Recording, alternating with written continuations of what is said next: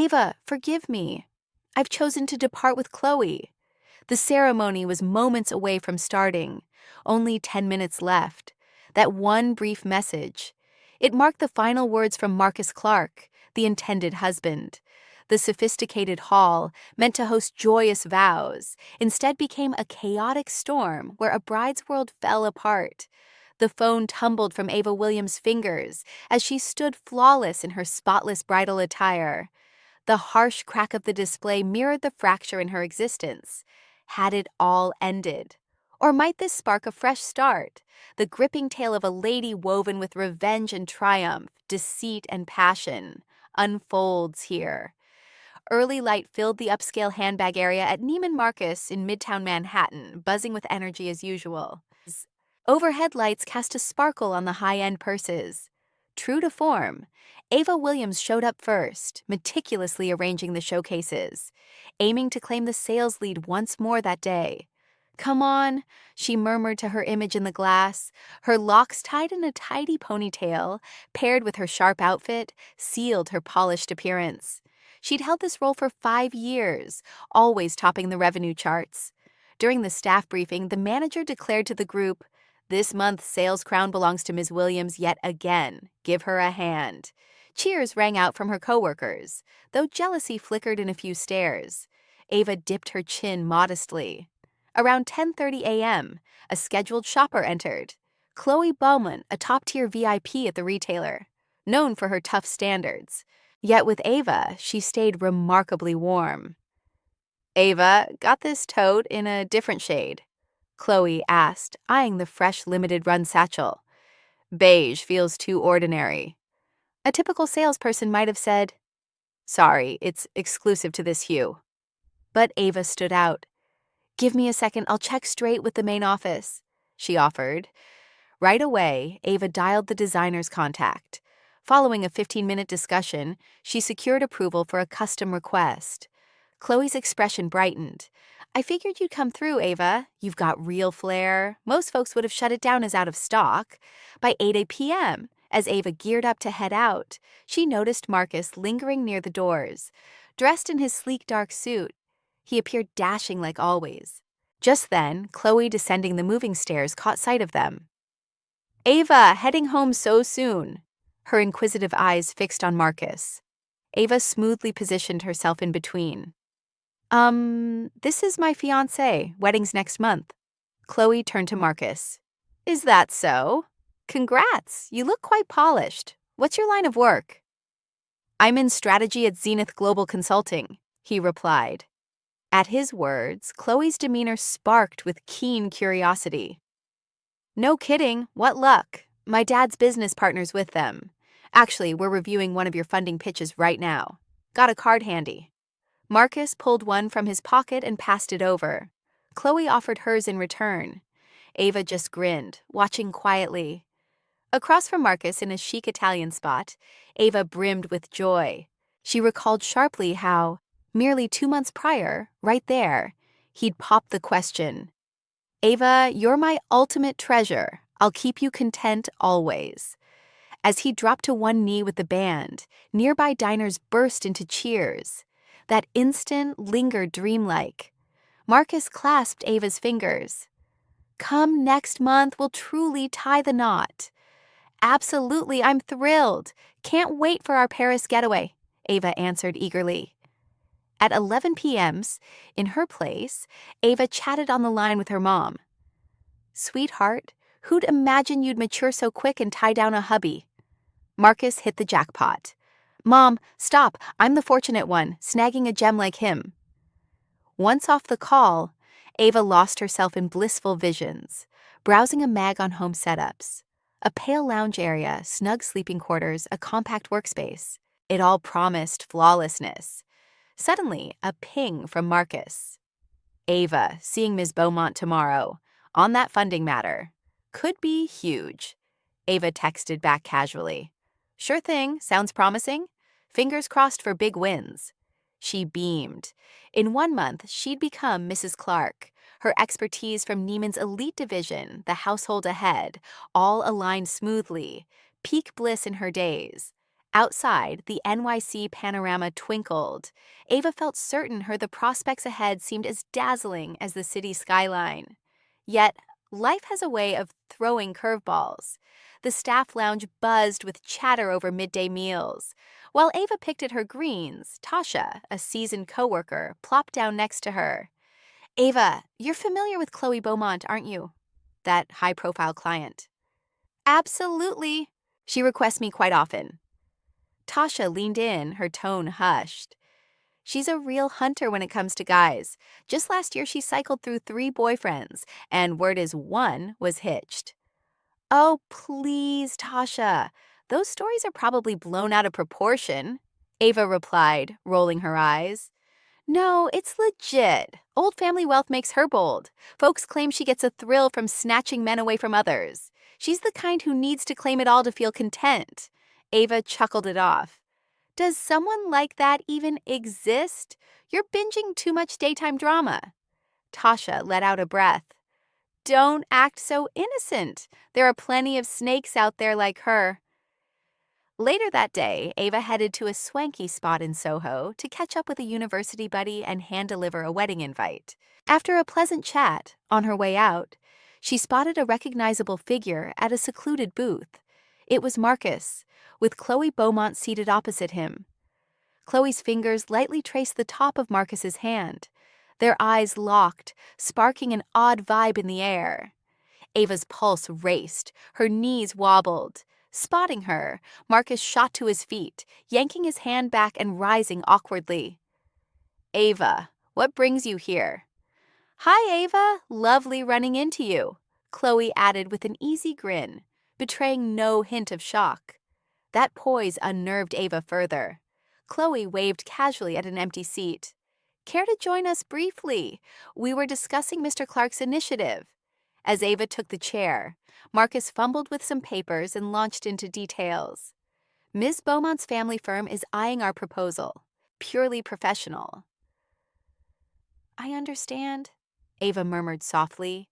A knot formed in her throat. "Mr. Clark's got real skill. I have to say I'm a bit jealous of you, Ava," Chloe remarked, her voice laced with a sly undertone. A faint sharpness lingered in her comment. During the exchange, an undercurrent of strain hung between Chloe and Marcus. He avoided Ava's gaze entirely, whereas Chloe exuded total confidence. "All right, I need to head out. You both carry on," Ava announced, pushing back from the table. She couldn't bear another moment. "Ava, wait. I'll come with you." Marcus hurried after her into the shared cab ride home. Quietness filled the space. Ava broke it first. "Why was her hand on yours?" "It's not like that. We were reviewing the files and our fingers just touched by mistake." Ava longed to trust him. She needed to trust him. A week on, the ceremony loomed near. During her last gown adjustment, the coordinator mentioned, "Your groom's been awfully occupied these days, huh? Tough to reach him." "Yeah, work's keeping him swamped right now." In reality, ever since the lounge encounter, Marcus had pulled away. Their encounters felt strained, with little talk exchanged. Still, Ava pushed the thoughts aside, chalking it up to planning pressures.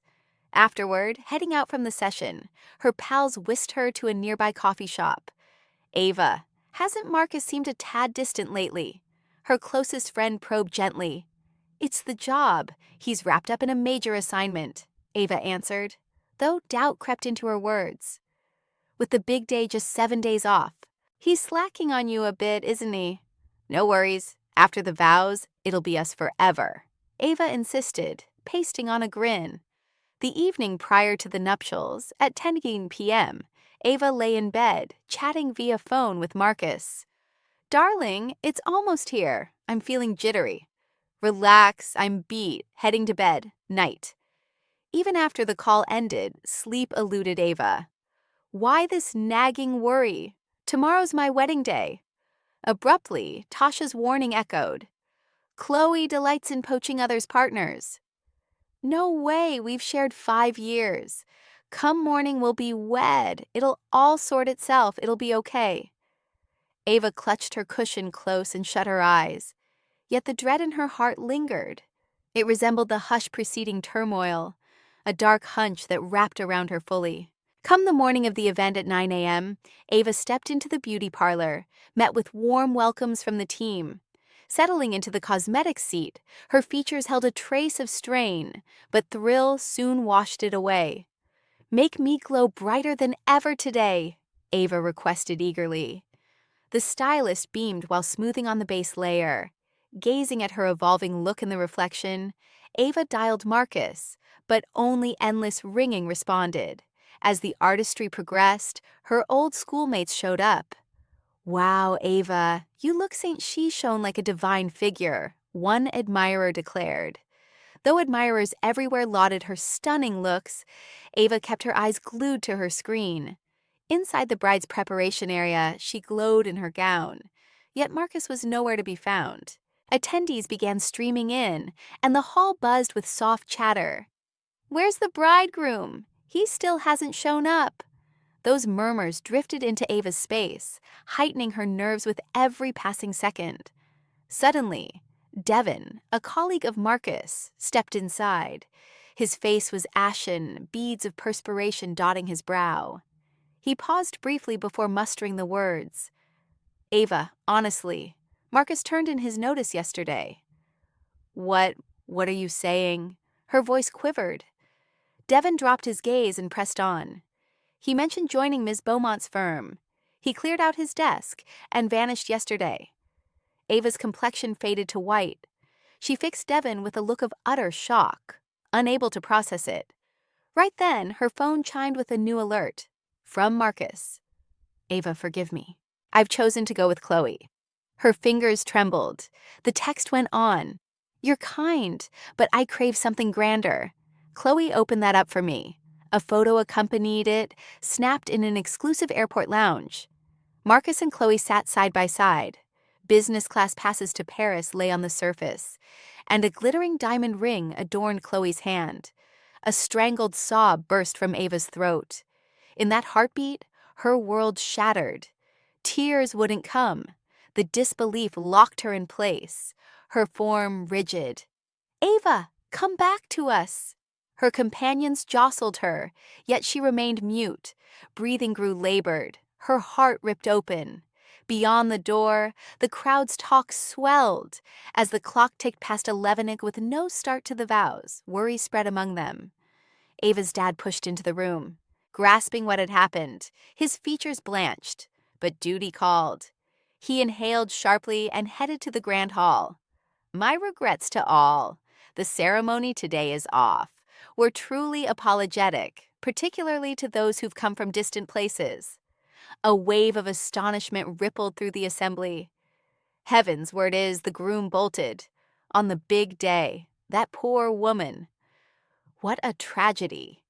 Sympathy filled some eyes. Curiosity fueled others' hushed exchanges. A few even whipped out devices to snap shots. Back in the prep room, her pals assisted Ava to her feet. "Ava, we should leave now." With their support, she rose, but wobbled on the verge of collapse. As she slipped out the rear exit in silence, another person lifted a phone to capture footage. The vehicle whisking Ava away from the site felt piercing under the spring sun that afternoon, unforgiving in its glare. Mere hours before, she'd imagined this as her life's pinnacle of joy. Now it was a tormenting ordeal. "Marcus," she whispered, "why, how could you betray me like this?" The ride proceeded quietly along the expressway as sorrow finally streamed down her cheeks. The droplets staining her bridal attire resembled shattered jewels. That evening, after the fiasco, her device kept buzzing nonstop. Huddled on the couch, she grasped it shakily. Dread gripped her. Social media was ridiculing her plight.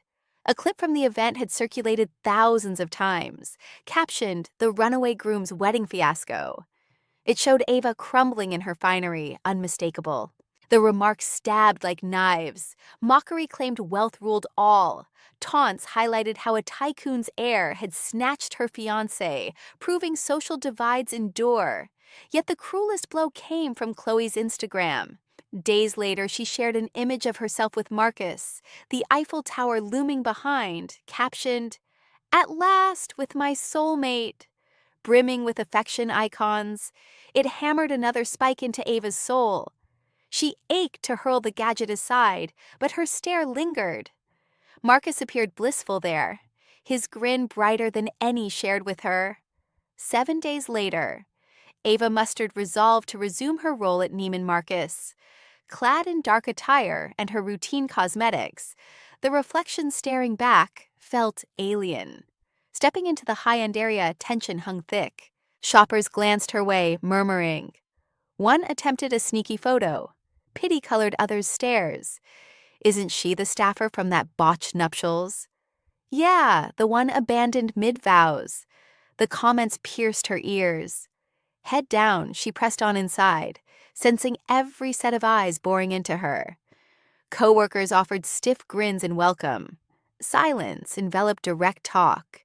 Through the morning, she fought to compose herself, until an elite shopper drew near, offering soft sympathy.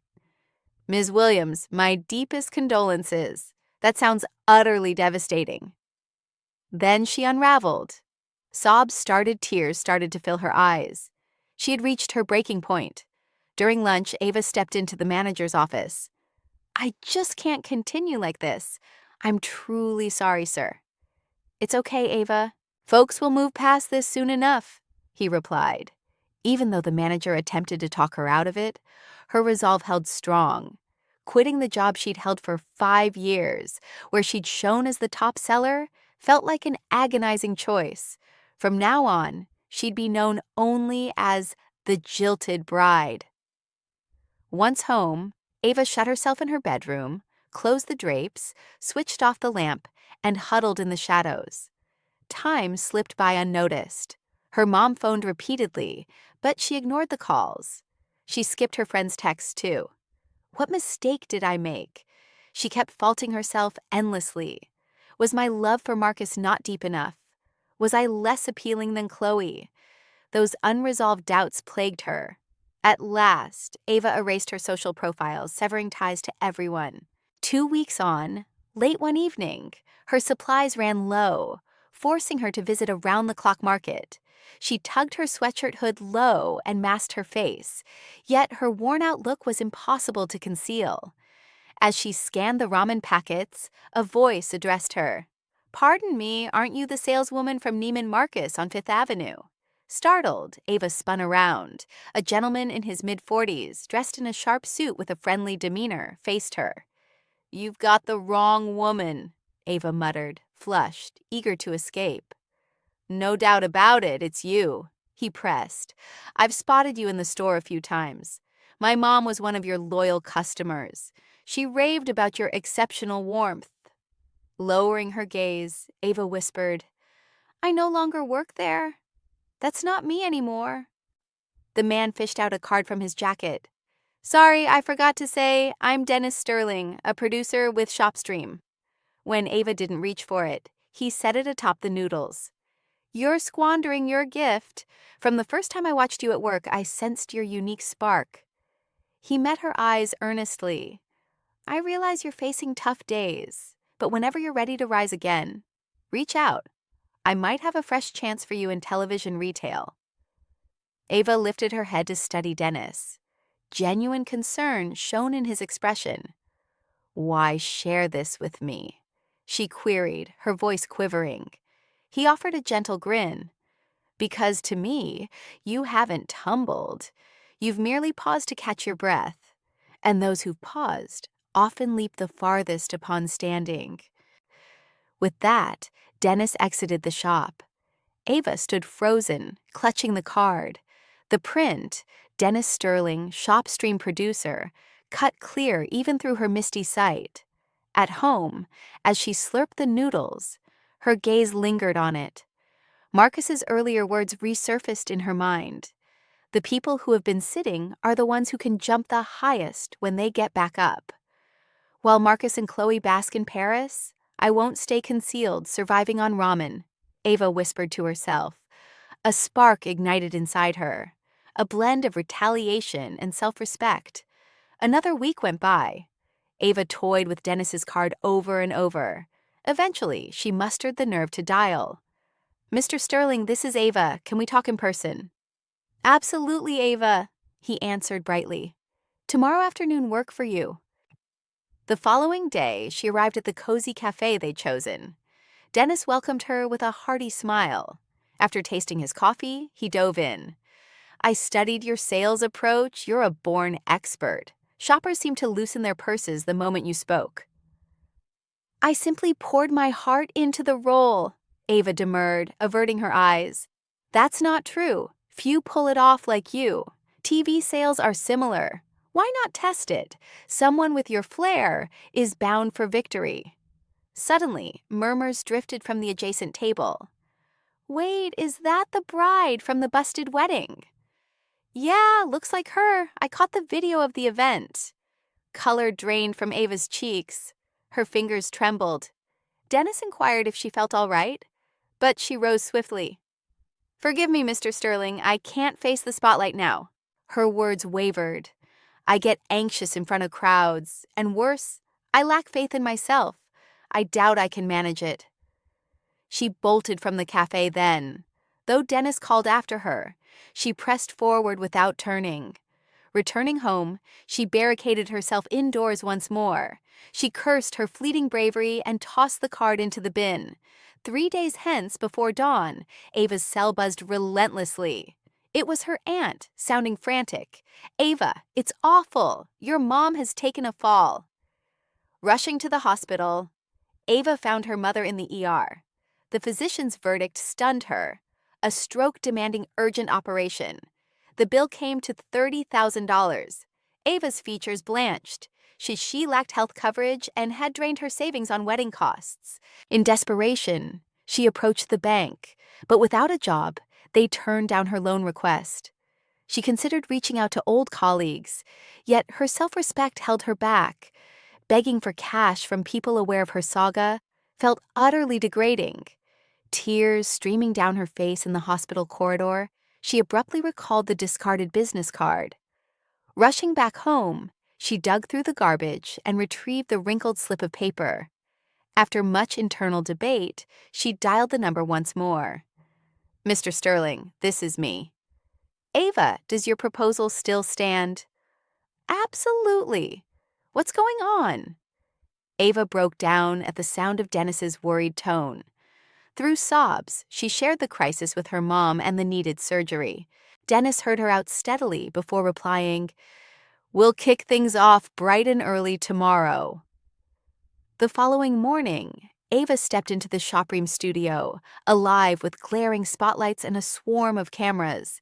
A staffer briefed her. "This goes out live. Zero room for errors. You'll need to keep chatting for a full 40 minutes.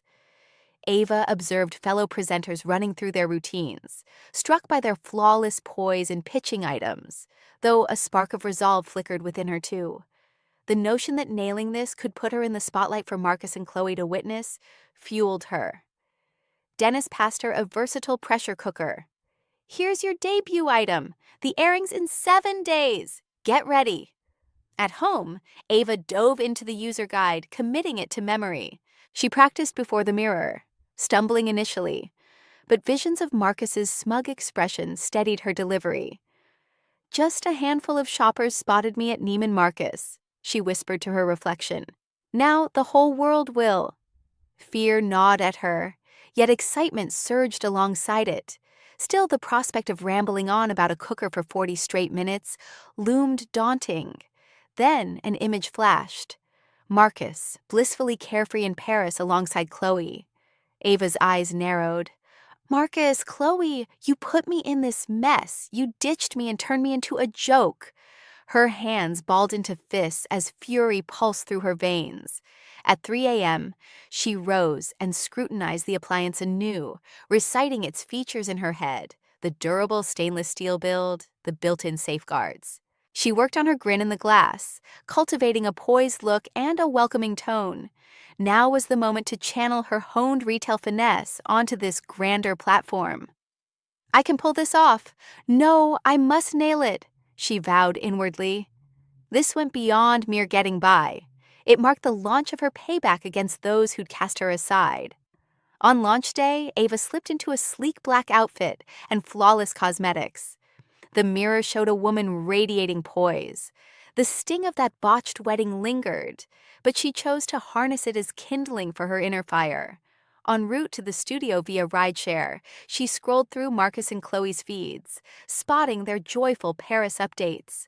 A icy grin crossed her lips as she pocketed her device. "You'll pay for this shortly. You'll rue the day you left me behind." The vehicle pulled up to the broadcaster's headquarters. Ava inhaled deeply and exited, eyeing the towering structure with a silent oath. Today signaled the dawn of her retribution. Striding purposefully, she crossed the threshold. "I'll triumph massively." In the rising elevator, she chanted the mantra. Vengeful drive eclipsed her dread, while resolve swallowed her jitters whole. As the studio entrance swung wide, Ava strode forward, her face etched with unshakable certainty. A fresh battle was on the horizon. A rush of chilled AC greeted Ava as the doors parted. 3 hours remained before airtime. Apprehension gripped her tight. In the dressing area, her fingers shook uncontrollably. Only 2 months prior, she'd ruled the high-end floor at Neiman Marcus. Today, she was a rookie on the verge of her premiere. "Ease up, you're wound too tight," the cosmetician said, dabbing on base. "First gig, huh?" Ava dipped her head. A seasoned presenter, a lady in her 40s prepping nearby, leaned in with an encouraging grin and a gentle shoulder tap. "Act like it's just a chat with a buddy. Forget the lenses." Yet the advice rang hollow for Ava. Conversing with a pal paled against addressing a massive audience. Once styled and on the soundstage, her knees wobbled. The dry run commenced. Positioned before the lens, Ava gripped the cue cards like a lifeline. The instant the indicator glowed crimson, her thoughts evaporated. She could scarcely part her lips. Her tone quivered, fumbling even over the basics. This pressure cooker features stainless steel construction. Her mechanical delivery reverberated through the space like a machine's drone. "Ava, loosen up. Grin more genuinely." She plastered on a beam, but it came off strained. The script's text swam before her eyes. Every bit of prep slipped her mind. The session crumbled into chaos. The production team's expressions soured. Dennis Sterling drew near, his face calm, yet his gaze filled with quiet support. "Relax, the live program will feel different," he assured her. But Ava harbored doubts. As the moment neared, anxiety built steadily. In the dressing area, nausea threatened to overwhelm her. Staring into the mirror, her ashen features seemed foreign to her own eyes. Precisely at 2 p.m. CT, the broadcast kicked off. Positioned at the heart of the stage with the pressure cooker resting on a nearby table, Ava froze the instant the red indicator flashed. Her thoughts blanked out entirely. Not a word from her rehearsed lines surfaced. Her mouth quivered, and no sound emerged. Hi there, folks. This item today." The footage of her faltering performance aired nationwide. She nearly fumbled the pot while lifting it and tripped over her words describing its capabilities. 10 minutes ticked by without a solitary order ringing through. The crew's expressions turned grave. Beads of perspiration dotted Dennis's brow. At this pace, the slot was headed for catastrophe. It looked like she might not endure even another 10 minutes, let alone 40. Right then, tears welled up in Ava's eyes. The lens caught the moment perfectly. In a shaky tone, she pressed on. "I'm truly sorry, viewers. Honestly, I'm shaking with nerves right now." These lines strayed far from the teleprompter. The staff stood stunned, yet Ava forged ahead. "This marks my debut, but honestly, this cooker is fantastic. I've tried it out personally." As her fingers lightly brushed the device, her delivery grew firmer. "My mom's currently laid up in the hospital, and I'd give anything to whip up a meal for her using this. The cafeteria options there leave much to be desired. If I could make her favorite chicken rice soup, it'd come out perfect every time." Her raw honesty touched the audience deeply. The online chat exploded with messages. "Hang in there. Wishing your mom a speedy recovery." Ava brushed away her tears and dove into detailing the cooker's perks. She ignored the cue cards now, chatting effortlessly like she was sharing a gem with a close pal. The easy charm she'd displayed chatting up shoppers at the upscale boutique resurfaced. Abruptly, the phones lit up with incoming calls. One, then two, and soon the switchboard overloaded. The on-screen tally of sales surged wildly. "Out of stock in just 8 minutes," Ava blurted out, astonished. Whispers rippled through the control room. "No beginner has ever cleared inventory that fast." The remaining airtime shifted to hyping the restock and teasing the upcoming item. Once the segment wrapped, the team erupted in cheers. Shock etched their features. Dennis strode over and enveloped Ava in a firm embrace. "See, you're a born talent." In that instant, Ava grasped her victory. Her fingers still shook, but now from sheer exhilaration. She hurried straight to the hospital. Peering through the intensive care window, she gazed at her mother and breathed, "Mom, I pulled it off." Her mother managed a faint smile and lifted her hand. At the sight, Ava dissolved into sobs. Life had thrown hardships their way, but ultimately, she'd risen above. That evening, social media lit up. Dubbed the pressure cooker princess, her heartfelt airing turned viral. Praise flooded in for her genuine, heartfelt approach. Her tears over her mom had me in tears too. "That's not your typical infomercial, it's real." Dennis's cell buzzed nonstop. Invites for her follow-up appearances poured through. In a single day, Ava transformed into the rags-to-riches star of home shopping TV. Over in a Paris hotel suite, Marcus scrolled on his computer. Hunting for updates from back home, he stumbled on a headline. "Newbie host hits record, sells out in 8 minutes." Clicking through, he spotted Ava's image, Ava pitching on shopping TV. A storm of feelings crossed Marcus's face. He pulled up the clip. Watching her break down on air stirred an odd ache within him. Chloe, sipping red wine at his side, peeked over. "Well, well, Miss Williams sure is ambitious," she drawled sarcastically, though a shadow of discomfort passed through her stare. As Marcus kept viewing, Chloe's tone sharpened. "Still hung up on her." He snapped the device shut. "No," he muttered, though turmoil churned inside. For reasons he couldn't pin down, Ava's breakthrough in TV sales pressed on his conscience. Later that night, settled in her own bed, Ava replayed the whirlwind day. She'd slipped up plenty, yet she'd emerged victorious in the end. The moniker pressure cooker princess? She shrugged it off. "Take that, Marcus, I'm thriving on my own terms," she whispered aloud. A deep sense of fulfillment washed over her, like she'd launched her payback plan. Confident she'd shine brighter come morning, Ava embraced her fresh start. In the cozy glow of a hip eatery specializing in fusion bites, Ava faced Dennis Sterling across the table. 7 days after her breakout triumph, he'd arranged this casual toast. Initially, she turned it down, but his earnest expression wore her down. Lifting his glass of wine, Dennis gazed off into the horizon and started talking. "A decade back, my fiancé cheated me out of everything." Ava stared at him, stunned.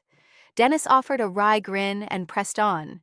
She bolted with $60,000. "That was every penny I'd saved up for our big day." He refilled his drink and kept going. He recounted how his partner vanished with some other guy and how he stumbled through life like a shadow for 3 whole years. Ava sat quietly, absorbing it all. Her own heartache felt trivial next to what he'd endured. "That's the reason seeing you stirs memories of my past, betrayed just like that, aching in the exact same fashion." Dennis turned his gaze to Ava. His eyes held a gentle warmth. "Skip the revenge route. Nothing hits harder than thriving. You've got real skill. Nurture it." Ava dipped her head in agreement.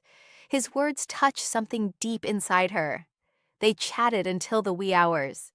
There was a quiet understanding, a bond forged only among those who've known deep wounds. The following morning marked the start of Ava's real grind. Each day at 5 a.m. she'd head to the station's practice space to work on her delivery. She'd rehearse smiles and movements before the glass. Dennis oversaw it all himself. Skip wrote learning of the specs. Grasp the essence instead. Put it in your personal spin. His guidance was straightforward and hands-on. Ava jotted everything down meticulously in her journal. She picked up skills in breaking down items too. Ignore the lens itself. Imagine the folks on the other side. Picture chatting with a close buddy about it, and it'll flow effortlessly. Taking Dennis's pointers to heart, Ava shifted how she viewed the equipment. No longer a scary gadget, it became like friendly eyes watching back. The nerves eased up. Daily she'd spend time solo in that space, conversing with the setup. After 4 weeks, the transformation in Ava was striking. Simone, a seasoned 35-year-old anchor with a stellar rep in the field, came over, clearly taken aback. "Ava, you've got a new vibe. It comes straight from the soul," she remarked, handing over a cup of joe. They hit it off fast. Simone freely passed on her expertise to Ava. Tips on spotting a product's highlights, grabbing viewers' focus, handling the clock. The tech crew and writers warmed to her as well. Her genuine, approachable vibe had captured the group's affection. Post-air, they'd huddled to brainstorm tweaks for the program. In the next month, they marked the inaugural team outing at a hip microbrew spot. The lights guy lifted his mug for a cheer. Here's to Ava. She's unstoppable. 10 packed-out episodes in only 2 months flat. Cheers rang out from the crowd. The writer quipped with a chuckle, "You're legit now. Remember how jittery you started?" Ava's cheeks flushed, but pride swelled in her chest. It showed her efforts weren't going unnoticed. Dennis sidled up quietly and murmured, "Up for aiming to top the sales charts this month." Ava blinked at him, caught off guard. For a newcomer to pull that off bordered on the impossible. Yet his look was dead earnest. "Nail it as a newbie and you're iconic. You've got what it takes." After a brief pause, Ava agreed. "Count me in." From then, her routine intensified. She dove deep into each item and scoped out rival segments. Yet Ava carved out a fresh path, unlike the rest of the presenters. During one demo of a premium sweeper, she admitted, "Truth be told, this costs a bundle, when $200 isn't pocket change." The crew froze, thrown by her candid price tag call-out. But she went on, "Consider this. It'll serve you for a full 10 years. That's cheaper than your morning brew, and your place stays pristine." The crowd erupted. Her straightforwardness built instant rapport. On another slot with a budget-friendly gadget, she noted, "Let's be real. This is bargain basement, and since it's so affordable, it won't be top shelf. But at that rate, the performance is solidly worthwhile." That unfiltered, hype-free method turned into her signature. Ava built real poise. She quit copying the veterans and embraced her authentic delivery, her unique flair. Once she fumbled an item mid-show. Staying cool, she laughed. "Oops, down it goes." "See, no damage. That's the build quality right there." Fans loved her on-the-spot recovery, and stock vanished in moments. The Ava approach was now a hit formula. She was evolving into a polished pro. The same lady booted from that upscale boutique had risen as the new face of home shopping TV. That evening in the practice area, facing her reflection, Ava whispered, "You seeing this, Marcus? I'm making it happen my style." The image staring back radiated assurance and resilience. What emerged as the Ava way went beyond mere selling tricks. It was authenticity's triumph. 3 months in, Ava stood before a deluxe chiller for fine cheeses and meats, priced north of $3,500. Still, the crew's expressions brimmed with hope. Everyone knew her appearance alone ensured triumph. The next week, she showed up carrying a purse from an obscure label, a modest U.S. outfit. Truth be told, this might be the initial instance you've encountered this name. Yet its sturdiness rivals that of major high-end labels, and the cost is 1/10 of theirs. Ava crumpled the purse and stuffed it with hefty items to showcase its toughness. It vanished from shelves in mere 5 minutes. Viewership in her slot surged to twice the usual. The production crew convened urgently. They ultimately launched a dedicated feature titled Ava's Moment in the Peak Evening Broadcast at 8:04 p.m. Then, after just 1 month, another segment emerged, Ava's Selection. There, Ava journeyed to Modest Enterprises herself to unearth standout items.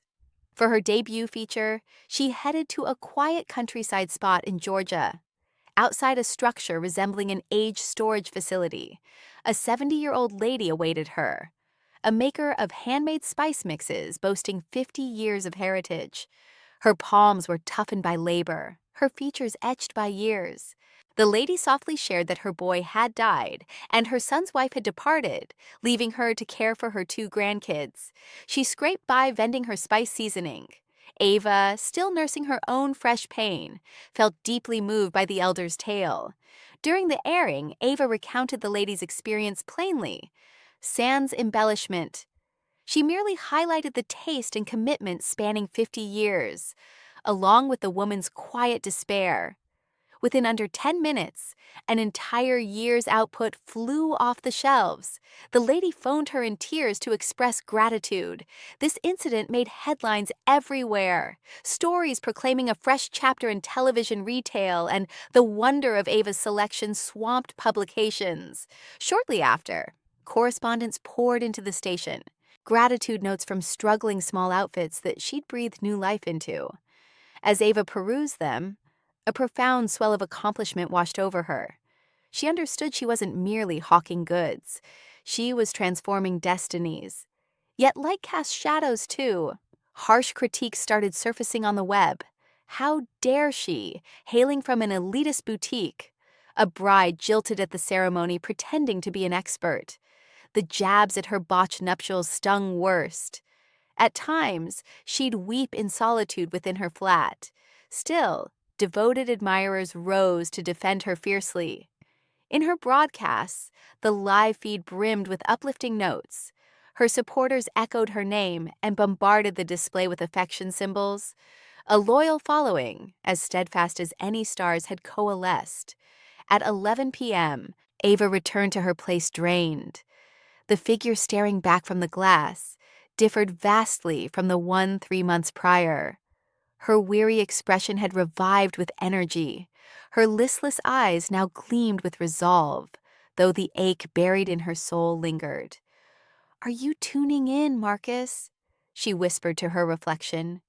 "You ditched me, but I've come this far, and I'll rise even further." She balled her hands tightly, nails biting into skin. "I don't rely on the wealth or clout of Chloe's clan. I earned this through my own efforts. Watch me soar." Her thirst for payback hadn't dimmed. If anything, each victory fueled it more. Every sales milestone, every note of thanks evoked those who deserted and shamed her. Beyond the pain, the Manhattan skyline glittered. Not long back, those glows had felt icy. Now they seemed to illuminate her path. She glanced at tomorrow's agenda. A plant tour come morning, a goods discussion by afternoon, an evening on-air session. Fatigue weighed heavy, yet she refused to stumble. A fierce spark lit Ava's stare. The reckoning remained unfinished. Truthfully, it was merely the start. 5 years on, Ava had shed her role as a shopping channel presenter. She sat in her executive suite on the 10th level of a central Chicago tower, sifting through paperwork at AvaCon's central office. The shift over 5 years was breathtaking. From on-screen retail sensation to thriving entrepreneur, the promo squad entered for the rollout prep of Ava County's inaugural line. The head shared with zeal, "Ms. CEO, feedback on the beauty range. Skincare for the betrayed is through the roof." The line's moniker was bold, but its tagline was genius. "Even if they wrong you, keep your glow intact." This quip, laced with wry self-mockery, exploded across platforms. In a single day, the funding drive pulled in $1 million. Endorsements inundated the site. Ava's life saga had woven into her identity. A financier in his 50s dropped by her space. With respect, he said, "Ms. Williams, you're the essence of promotion. We'd like to back you." She secured $10 million in funding. Ava County ballooned rapidly, branching from beauty essentials to household wares and apparel. Every offering embodied her creed: sincerity, utility, and a dash of wit. By year's close, Ava Cury's earnings had surpassed the $100 million mark. The firm employed more than 100 people and had recently purchased a 10-floor structure right in the city's bustling core, fueling its astonishing expansion. Media outlets hailed it as the miracle of the past 5 years. Accolades came flooding in: CEO of the Year, top businesswoman honors. As Ava ascended the platform, she grinned while accepting the prizes. Yet deep inside, an odd hollowness lingered in her soul. A reporter from a finance publication sought a sit-down chat. Positioned before the lens, Ava flashed her signature grin. "What's the key to your achievements?" "Embracing the risk of defeat and rising after each tumble." The interviewer appeared hesitant, seemingly poised to probe her botched marriage, but Ava deftly steered the discussion elsewhere. She had mastered the art of sidestepping her history. On a crisp December Friday evening, the corporate offices hosted a lavish bash to celebrate hitting that $100 million revenue milestone. Prominent figures swarmed the event. Dressed in an eye-catching gown, Ava commanded the spotlight. Dennis Sterling, his hair even more silvered, delivered a heartfelt address. "Ava feels like family to me. A daughter almost. I can still picture her forlorn expression from our initial encounter, and now witnessing her evolve into a thriving chief executive." The crowd erupted in cheers.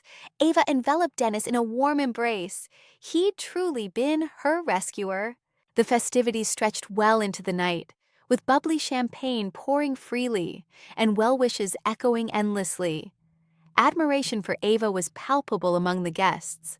Once the revelry wound down and the last guest departed, Ava found herself solitary in her workspace. She dimmed the lights, approached the pane, and gazed out at Chicago's glittering skyline, cradling a goblet of wine. The crimson liquid tinted her lips. Abruptly, memories of that fateful day a decade prior resurfaced. Her, crumpled in her bridal attire, Marcus's text, the snapshot of their Paris getaway. It all felt as fresh and immediate as if it were mere hours old. Had Marcus not bolted that day, this would mark our 10th wedding anniversary. Might we have started a family with a child or two? Could I have settled into the role of a typical homemaker? A wry grin crossed Ava's face. "This is my payback," she whispered to the vacant room. She'd emerged victorious. To the world, she embodied triumph without question. Yet why did that void persist in her heart? Why did joy elude her? She sipped the wine once more. She'd convinced herself she'd outrun Marcus's memory, but somehow, his influence still loomed. Fueled by vengeance, she charged ahead, only to discover emptiness at the summit. Pulling out her mobile, she typed Marcus's name into a search, then swiftly erased it. She queried Chloe next, and cleared that too. Part of her yearned to glimpse their lives, while another recoiled from the truth. Why this gnawing void? Reclining in her seat, she fixed her eyes on the overhead. $100 million in sales, a century of staff, trophies galore. She possessed it all, yet fulfillment slipped away. Folks claim payback brings delight, but only bitterness coated her tongue. Returning to her residence, she studied her reflection. The figure in the sparkling attire seemed alien. Gradually, she shed the outfit for loungewear. Wiping away the cosmetics revealed her unadorned features. Is this the life I chased? What's next? She pondered aloud. The vendetta was complete, the triumph secured, but genuine contentment remained elusive. 5 years post their Paris homecoming, Marcus held a managerial role at Mr. Beaumont's outfit. During a mundane afternoon, Chloe burst into his space unannounced. "Guess what?" she quipped, her grin turning to ice. Displayed on Marcus's monitor was a halted clip from one of Ava's television retail shows, the Ava's Selection emblem prominently featured. In a panic, Marcus fumbled to minimize it, but the damage was done. "What's going on here? Obsessed with her still. I'm right beside you, yet your mind's on Ava." Chloe's tone cut like a blade. Flustered, Marcus stammered a defense. "Just scrolling the web, that's all." But Chloe teetered on the edge of fury. Her gaze burned with profound disloyalty. That after a full decade, Marcus hadn't let Ava go. It stung her ego deeply. Shortly after, amid a casual hangout with pals, Chloe endured a stinging slight. A friend pulled out a cosmetics item from Ava Compre and raved about it. "This stuff is amazing. From the Cosmetics for Traders collection. No kidding. Even the label's a hoot." Laughter rippled through the group, but Chloe paled. "That woman. Without me snatching Marcus, she'd probably still clerk at a counter." She grumbled inwardly. Her ego bruised, she confronted her dad. The top-level suite in President Beaumont's building overlooked the urban expanse. "Father, I need you to sabotage a firm named Avico." Spotting the fire in his child's eyes, President Beaumont grasped the situation. He pondered briefly. Truth be told, Ava Cumbry had become a rival in his beauty sector. Why the hassle? Issues with our beauty branch. Destroy her operations, but keep it above board. President Beaumont eyed his offspring, noting the jealousy and spite. With a heavy breath, he agreed. He'd always indulged her. Within 7 days, peculiar whispers started to spread.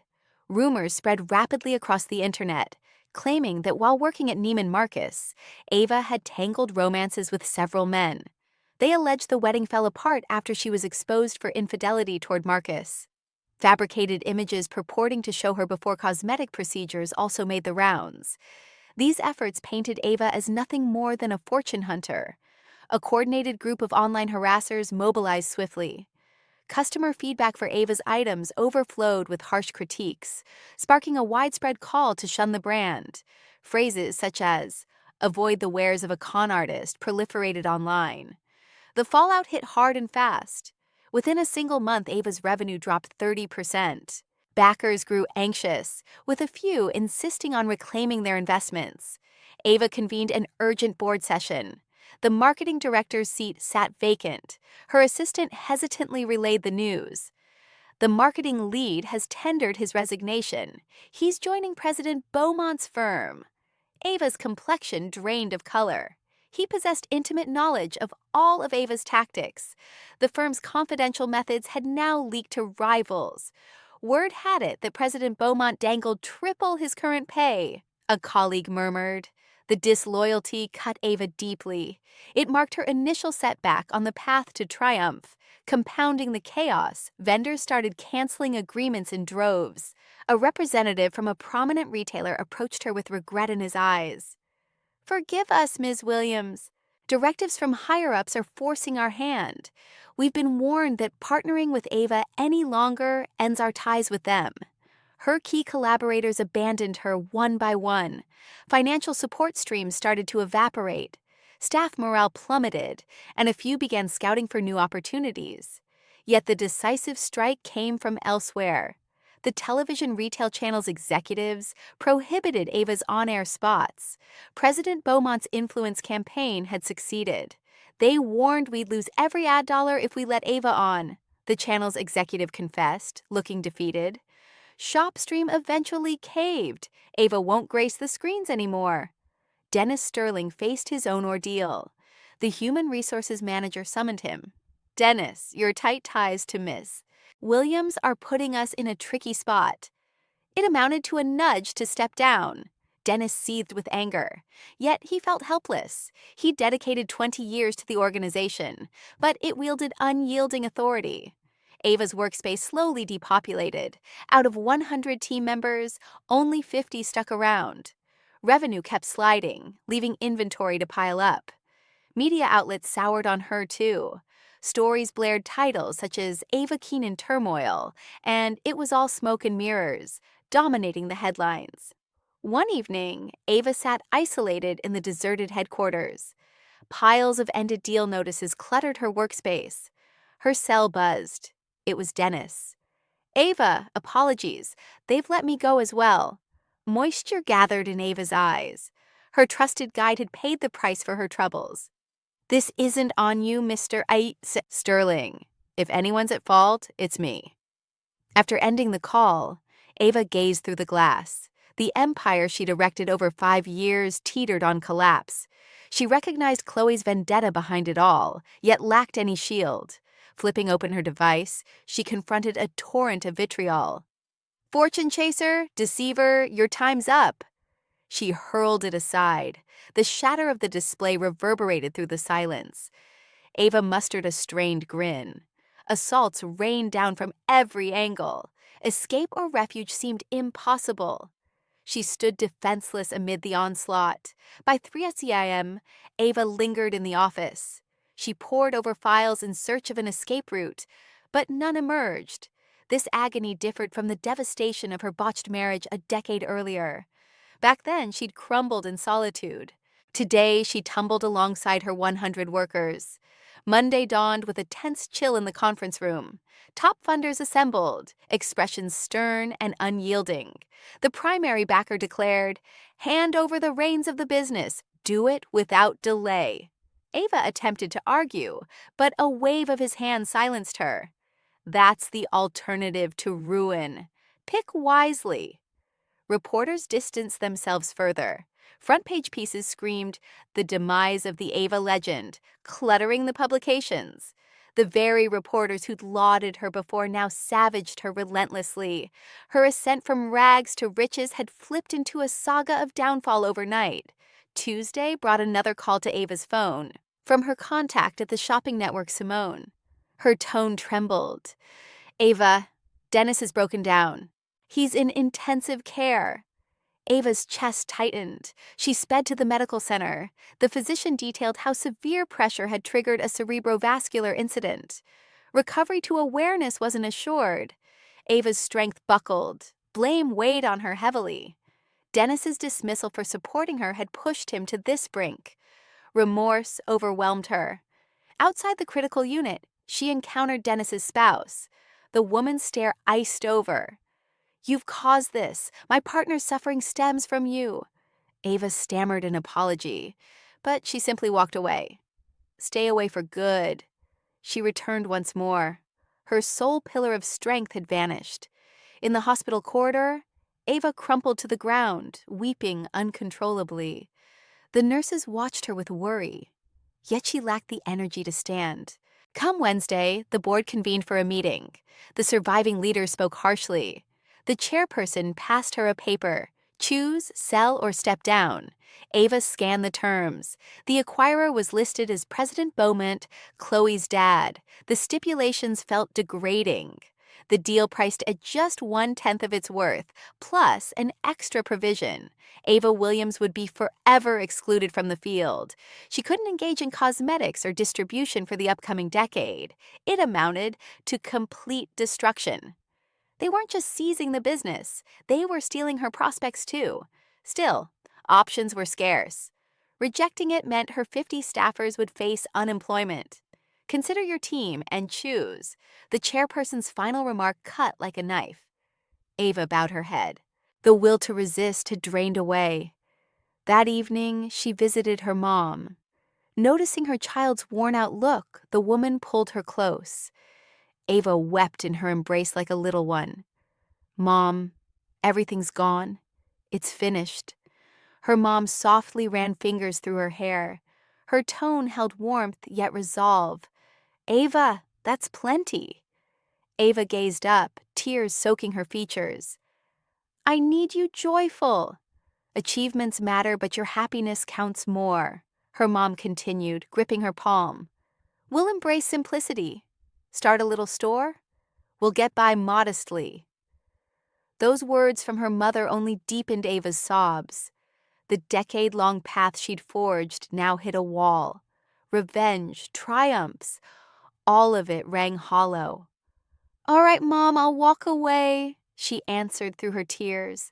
The battle had sapped her completely. She felt drained, wounded, and utterly isolated. Early Thursday dawn found Ava solitary in the deserted workspace. On the desk sat the board's acquisition contract and a blank quit notice. She grasped the pen, then dropped it repeatedly. A full 10 years' labor boiled down to mere paperwork, yet signing eluded her resolve. Sunlight filtered through the glass. A fresh day dawned, though for Ava it mirrored closure. She stowed the papers in a compartment, sank into her seat, and shut her eyes. Is this truly how it concludes? Fresh tears gathered, but even sobbing felt beyond her. She fixed a vacant stare on the ground. Friday midday. Ava perched in a coffee spot close to work. She craved one final glimpse of the structure. A figure halted before her. Glancing up, an impossible sight greeted her. Marcus, 10 years apart, and he seemed transformed. The old swagger had faded, swapped for a weary visage and shabby attire. Ava, ages have passed. His words quivered. She met his eyes with ice. Attempting to rise, she found Marcus blocking her. There's something I must share. Hear me out briefly. Ava resumed her seat, her face devoid of life. Marcus took the opposite chair and struggled to start. Chloe dumped me, claimed I'd outlived my value. His gaze misted over. He detailed his dismissal from President Beaumont's firm over subpar results, and how Chloe had swiftly ousted him. He confessed, grasping Ava's pain from a decade prior. I'm truly remorseful. I get it now, he murmured, head down. Droplets traced his face. I realize pardon isn't mine. I only needed to say I'm sorry. Ava stayed quiet for ages. Cafe sounds bridged their silence. At last, she responded, her tone icy. Is that all? You show up to confess this. Marcus regarded her. Ava's expression held neither fury nor grief, just profound void. Believe your regret restores my decade. Her pitch sharpened, pent-up feelings surged forth. Each day I plotted your downfall. With every win, I imagined. Look, witness what you lost.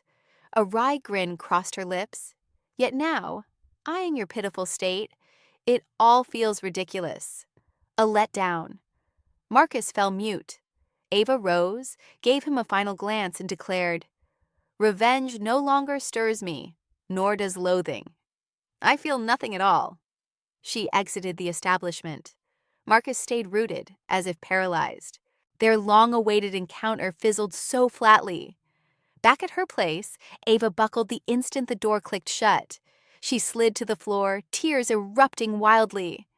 Though she'd projected chill toward Marcus, inside she shattered. I bore 10 years for payback, she wailed. On the wall hung snapshots of her victories. The debut sold-out event, launching Ava, hitting 100 million in sales. Each milestone fueled her vendetta. Yet, for what purpose? She lifted a frame from her CEO induction, sir. She appeared so joyful.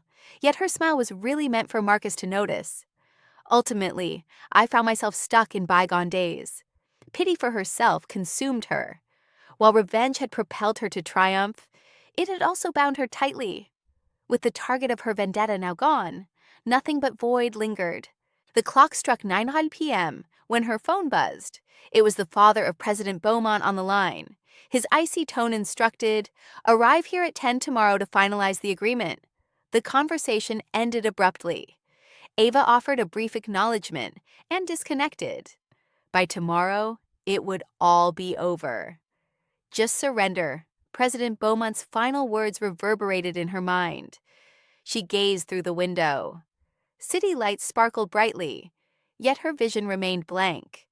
Shutting her eyes, she let out a heavy sigh. Farewell, my aspirations, she whispered softly.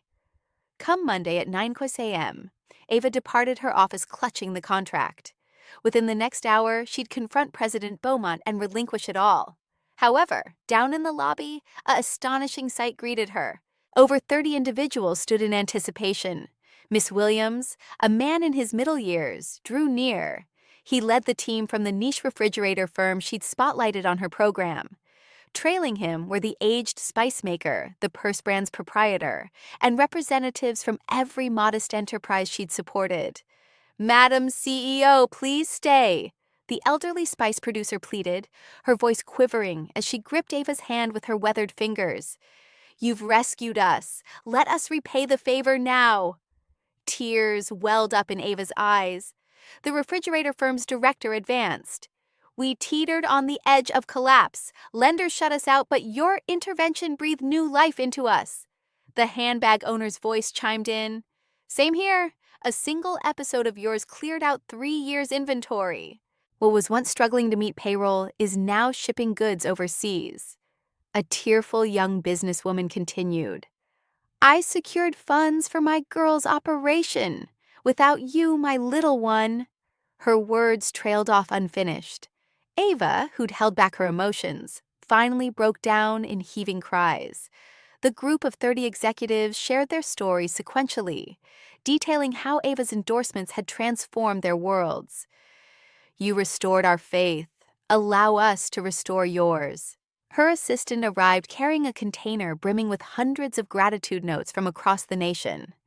With shaky fingers, Ava unfolded one. "Your efforts weren't about payback. They spread abundance. To us, you're a hero." It came from a staff member. The rest echoed similar sentiments, how her guidance had sustained them, their deep appreciation, urging her not to quit. Kneeling amid the letters, Ava wept uncontrollably as she read. In that instant, she understood. "What I've created isn't retribution," she uttered amid the sobs. "It's opening doors for others. That's real achievement." For a decade, she'd chased payback relentlessly. Yet in truth, she'd lifted innumerable lives. Only now did she grasp the genuine worth of her endeavors. Her cell rang at that precise moment. From the hospital. "Miss Williams, Mr. Sterling is awake." Ava dashed to the facility. Dennis, settled in a standard ward, offered her a faint grin. "Ava, hold on," he urged, his tone frail yet resolute. "You're a beacon for so many. Real payback means standing tall. Don't let them crush your spirit." She clasped his hand tightly. His mentor's revival infused her with boundless resolve. Back at the office, the small business leaders awaited with unyielding resolve. "We'll claim controlling interest," declared the refrigerator director. "These 30 outfits are pooling resources jointly. We've scraped together $10 million on short notice. It may not be a fortune, but it's a foundation." Ava stared at them in disbelief. Realizing this sum represented their painstaking savings only deepened her emotion. By 2 p.m., a Snap Media briefing unfolded, initiated by the small business heads rather than Ava. They spoke in turn. "The scandals swirling around Madam C.O. Williams are baseless. We're her proof. She's an authentic innovator." The press climate shifted. The origins of the fabricated stories surfaced. Doctored images and bogus accounts were exposed. Sentiment flipped entirely, followed by yet another surprise. One executive introduced a lawyer from a top-tier legal practice. "I'll represent her without fee. Fairness demands it." The counsel had assembled a dossier, tapes of Chloe's crew offering payoffs, proof of spreading misinformation, and crucially, a whistleblower. A staffer from President Beaumont's inner circle chose to reveal and corroborate the plots. Ava could scarcely credit it. Right as despair loomed, countless allies emerged. The lawyer presented a file. Slander, interference in business operations, breaches of antitrust rules. The case is set to file. The small business executives encircled Ava, their eyes brimming with assurance. "Madam CEO, the moment for retaliation has arrived." Ava ripped. She tore the sales agreement to shreds. Bits of paper scattered across the ground. A spark reignited in her gaze. "I'll battle alongside every one of you," she declared. The crowd erupted in cheers. Ava's team members started filtering back in. Former partners who had abandoned ship reached out once more. Everything had flipped upside down.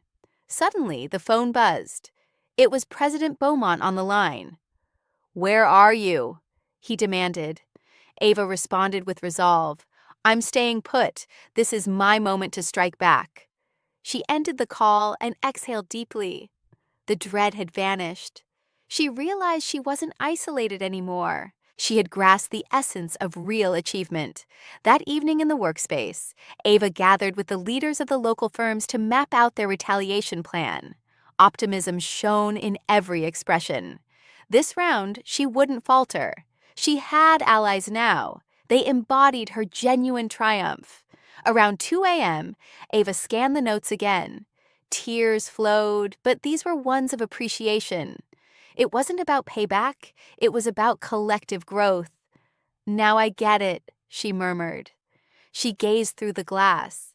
The night was fading, and daybreak approached. The real fresh start was here. Early the next day, a fleet of dark SUVs pulled up outside a city high-rise. Federal operatives piled out. They burst into President Beaumont's corporate base. "Search order in hand, stay still," they commanded.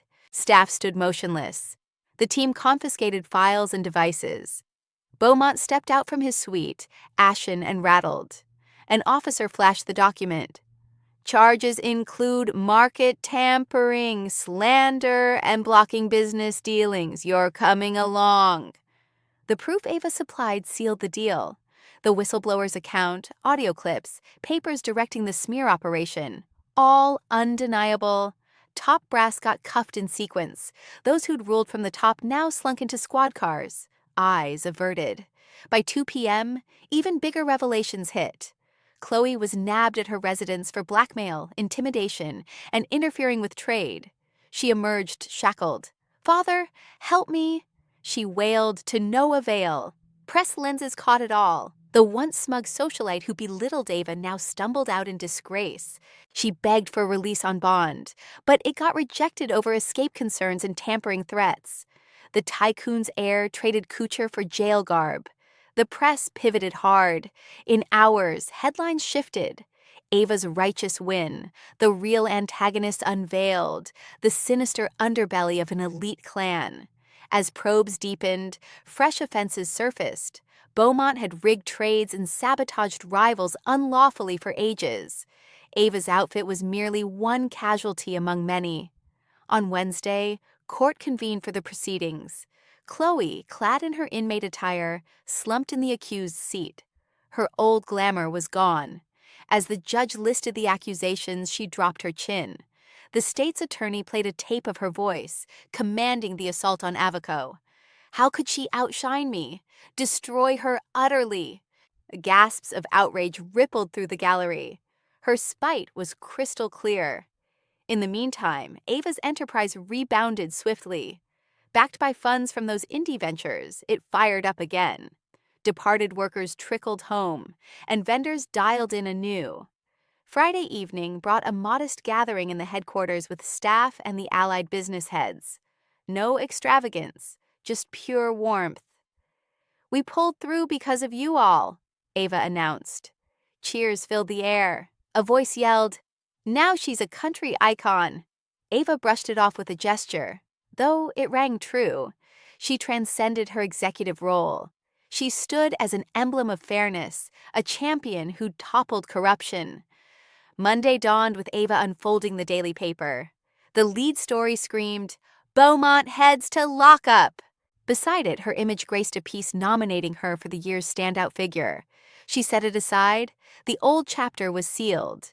Chloe and her dad faced their reckoning, and Ava's firm could rebuild. From her desk view, she reflected, though revenge had fueled her dreams, she'd secured equity instead.